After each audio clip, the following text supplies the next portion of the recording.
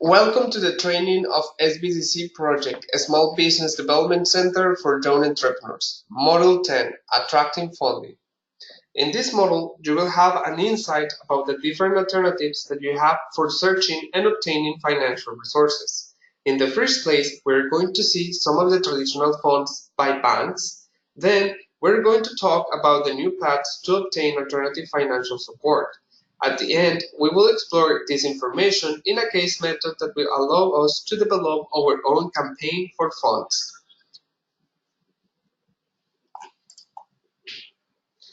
According to the economist Joseph Schumpeter, entrepreneurs are not necessarily motivated by profit, but consider it as a standard to measure achievement or success.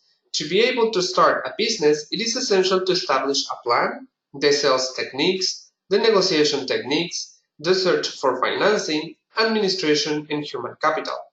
Money is the soul of a business, and finances are the nerve center. Finances is the process of creating, moving, and using money, allowing the flow of the same in the company.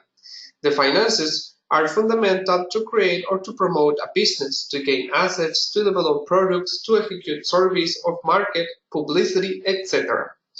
Every entrepreneur needs funds for business growth, to increase their competitiveness in the market and to maintain their operating business and their customer base. In the following slides, we are going to talk about the different sources for financial support.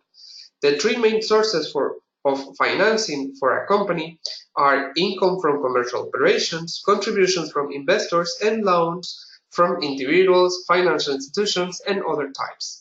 In this way, it is important to evaluate these sorts of financing. Evaluating them in short term, such as payrolls, or long term, such as product purchases, and select the most convenient financing for our business are ways to get the success and growth of our company.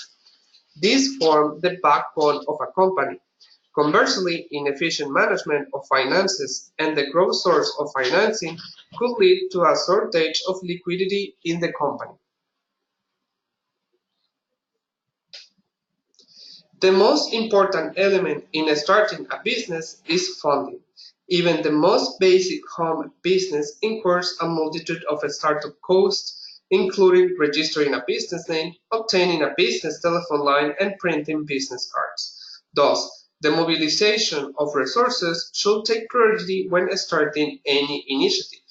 The business initiator should have an in-depth knowledge about the community around it and related to it, good knowledge and understanding of the labor market as a whole and in different levels, the skills to maintain and update a list of professions, good knowledge of local employment opportunities, good communication and presentation skills, good reputation in its community.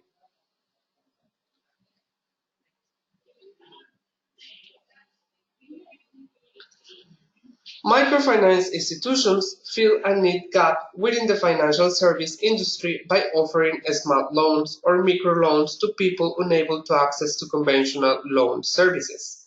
Microfinance institutions vary in size and function, with some organizations focusing entirely on microfinancing. The most obvious group of finance providers, both in developed and developing countries, is represented by the well-known traditional banks. However, these institutions never or hardly ever provide financial services to beginners that lack a strong credit history.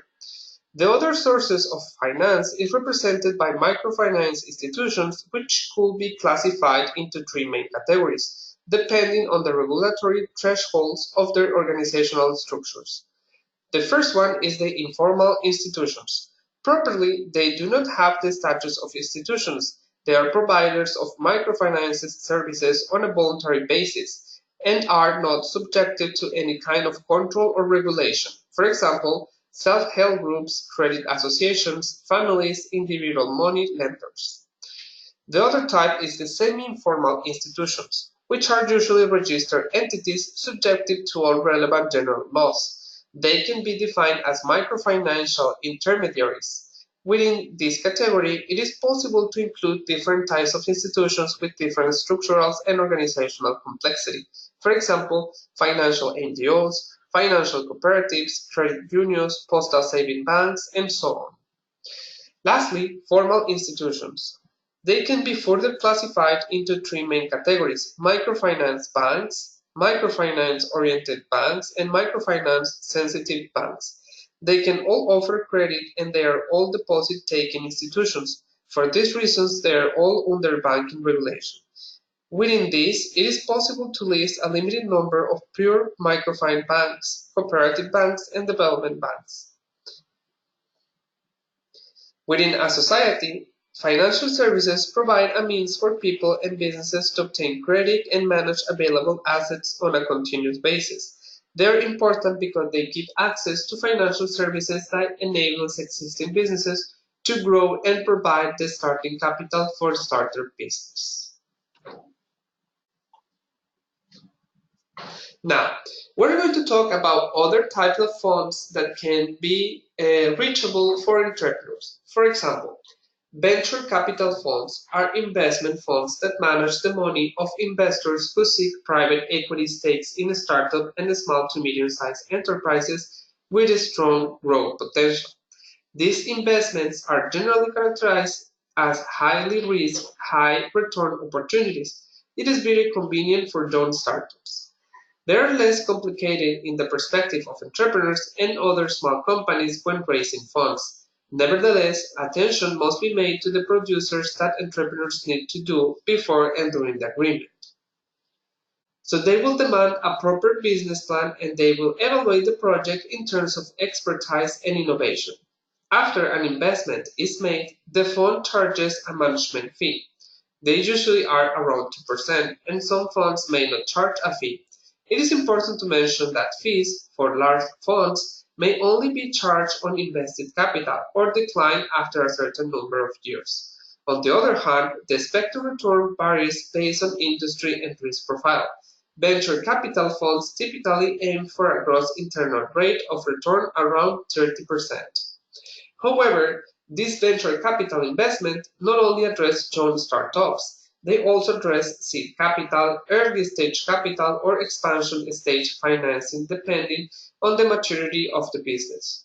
Regardless of your case, if you are granted with their funds, the operation is almost in the same way. As it is a consortium of individual investors, first, venture capitals must raise money, so this means that they will look for potential investors. Then some of them will commit money to that fund and individual investment amounts are finalized. After this, venture capital funds seek for business models that have the potential of generating positive returns for its investors. These funds review thousands of business plans in search of potentially high-growth companies. So you really need to work on your business plan to make it attractive and stand out from the others. The fund managers make investment decisions based on the prospectus and the expectations of the fund's investors.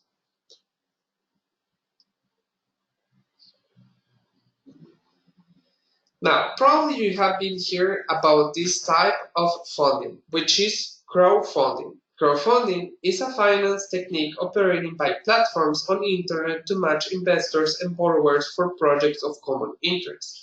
It is used mainly to finance specific project ideas as opposed to firms, and its apparent simplicity draws attention. Crowdfunding allows investors to finance projects of interest that do not necessarily imply a monetary return. On the other hand, it enables entrepreneurs to find non-bank finance opportunities. One of the main drivers of crowdfunding is an emotional engagement with the idea that might be related to local needs, private preferences, or brand values that are attached to the project. This can be understood as this type of fund was first created to help philanthropic activities. In this online platform, potential entrepreneurs upload information regarding their project activities and objectives, in some cases in the form of a business plan, and requesting funding under specific terms and conditions. One remarkable aspect is that entrepreneurs does not need an intermediary, for example, a banking institution, to seek funding and can source directly the savings of a large audience. For lenders, they can contribute in two ways. On one hand, they give small donations without financial consideration and sometimes in exchange for a non-financial but tangible compensation. For example, a free ticket to a show or a pre-order of a product. On the other hand, by financial contributions, and here they expect some financial return. It compromises lending-based crowdfunding and equity-based crowdfunding, crowd investing. In this sense, there is an obligation for the borrower to repay the money to the investor, often with a fixed interest rate. How does crowdfunding works? Well, it connects investors and borrowers through an online platform, which can be national or international. Sometimes the platform conducts a pre-screening of the viability of the idea. So you must prepare your business plan and your brand love message, and once the proposal is accepted, the borrower prepares a budget proposal with the requirement amount needed to accomplish the project and a timeline. The project owners use social networks to attract lenders and investors, and the platform itself might also publicize the project. If the project is funded, then borrowers use the platform to keep lenders and investors updated. Remember, the main benefit of crowdfunding is providing finance to innovative projects. New or existing firms also the lower interest rate charges by crowdfunding platforms compared to traditional finance.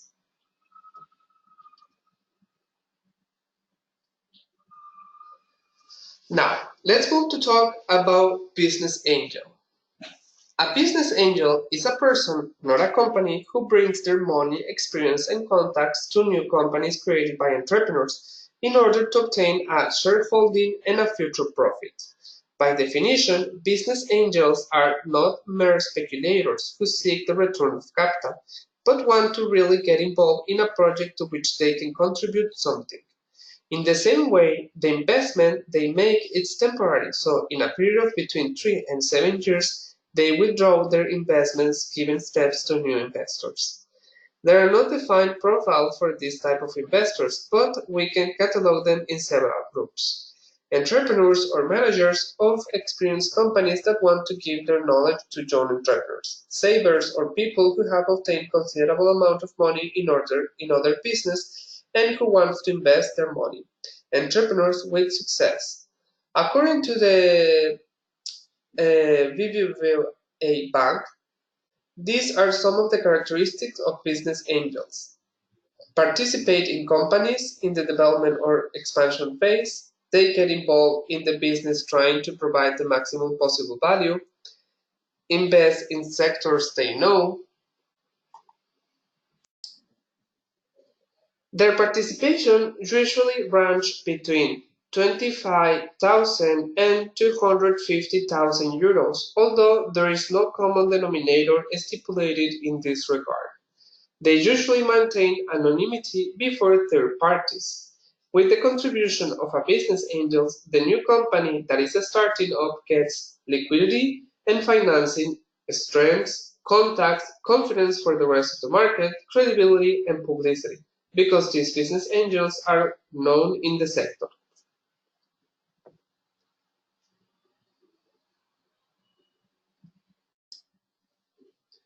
Now, let's move to the public side. Small business grants, government grants, and subsidies. This bucket often gets overlooked, but it should be an important focus. Government agencies provide finances such as grants and subsidies that might be available for your business. Local government websites provide a comprehensive list of various government programs in different levels. You should have in mind that getting grants can be tough since there might be strong competition and the criteria for awards are often stringent. Generally, most grants require you to match the funds you are being given, and this amount varies greatly depending on the grantor. For example, a research grant might provide you only with 40% of the total cost. Generally, you will need to provide a detailed description of the project, an explanation of the benefits of your project, a detailed work plan with full costs, detail of relevant experience and backgrounds on key managers, and complete application forms when appropriate. It is important to check your area on the county and municipality level because most communities have some sort of local programs to help minority entrepreneurs get extra help to build businesses. Most reviewers will assess your proposals based on the following criteria: significance, approach, innovation, assessment of expertise, needs for the grant. Some of the problem areas where candidates fail to get grants include the research work is not relevant, illegible geographic location, applicants fail to communicate the relevance of their idea, the proposal does not provide strong rationale, the research plan is unfocused, there is an unrealistic amount of work, funds are not matched, loans or lines of credit, and so on. If your company needs only a temporary or small infusion of cash, try for a small business administration loan, offered at a lower interest rate because it is guaranteed by the government or a bank line of credit.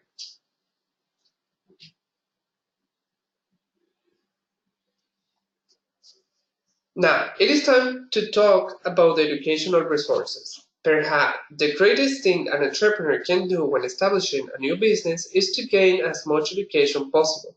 By understanding her competition and gaining an in-depth knowledge of his/her industry, he/she will be better prepared to make smarter decisions regarding the direction of his/her firm. Educational resources can be found through professional trade associations that are geared towards her industry, her local chamber of commerce, as well as the small business administrations. And don't forget, get your knowledge for free. A local government may offer service designed to educate entrepreneurs in everything from business plan writing, branding, marketing, to labor law and accounting. The classes are free and time commitments vary by topic, so it is easy to at least get in an introduction to a subject you need to know more about. Other is this human resources. The success of an organization is heavily reliant on the talent and strength of its employees. The hiring of experienced professionals with track records of excellence within their area of expertise ensures that the mission and goals of the company will be carried out efficiently and with competencies. Strong team members can be recruited using a variety of methods. An alternative is to find employees through referrals from individuals whose judgment is trusted. One way in which you can do that is by having internship programs with universities, technical education institutions, or even through government programs in different levels: European Union, national, regional, and local. Finally, whether a small home business or a retail operation with multiple locations, every organization must have the appropriate physical resources to survive. These include a proper workspace, working telephone line, adequate information systems, and effective marketing materials. These aspects of business planning can be one of the costliest. As such, it is important for an entrepreneur to realistically assess his needs before making any purchases. In some places, local governments offer spots for startups, new beginners that need a space to develop their activities.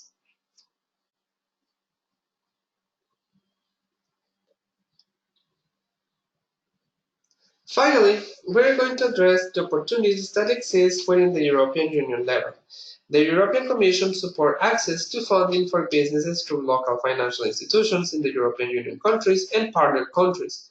These institutions determine the exact financing conditions, the amount, duration, interest rate, and fees. The following are some of the European programs that support small business companies. European Funds for Strategic Investment has a dedicated SME window offering up to a total of 5.5 billion of euros of either funding resources or guarantee capacity to support a number of products to be implemented through the European Investment Fund. Other program is the Program for the Competitiveness of Enterprises and Small and Medium-Sized Enterprises, which aims to take it easier for small, medium business enterprises to access finance in all phases for their life cycle: creation, expansion, or business transfer. Other is the European Finance for Innovators, which consists of a series of integrated and complementary financing tools and advisory services covering the entire value chain of research and innovation in order to support investment from the smallest to the largest enterprises. Another one is the European Programme for Employment and Social Innovation. The target beneficiaries are vulnerable groups, micro-enterprises, and social enterprises. It promotes a high level of quality and sustainability employment, guaranteeing adequate and decent social protection. Finally, the Cultural and Creative Sector Guarantee Facility. The program offers loans and other financial products to creative enterprises through intermediaries such as banks. Please, in order to test the knowledge that you have gained, we have the ANA Design Artifact case method. Please go to your handbook, and at the end of the module you will find the description and instructions.